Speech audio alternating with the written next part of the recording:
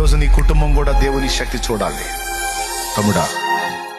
దానికి నువ్వే నడుం కట్టాలి. ఇంటి మొత్తం నిద్రపోయినా నువ్వు నిద్రపోకూడదు తమ్ముడా. భక్తిపరుడు ఆత్మీయుడు నువ్వు కూడా నిద్రపోతే ఇంటిని బాగు చేసేవాడు ఎవడు తమ్ముడా? నీ కుటుంబాన్ని కట్టేది ఎవడు తమ్ముడా? నీ కుటుంబాన్ని బయటికి తెచ్చేది ఎవడు తమ్ముడా? నువ్వేగా.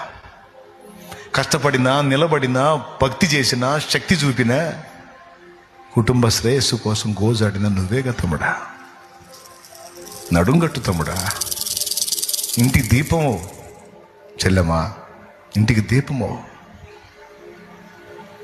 కన్నీరు గార్చు దేవుడి ముందు. నా దేవుని శక్తి నీ ఇంటి మీదకి దిగొస్తే కేకలు పెడతా వచ్చి రక్షణ పొందుతారు. కేకలు పెడతా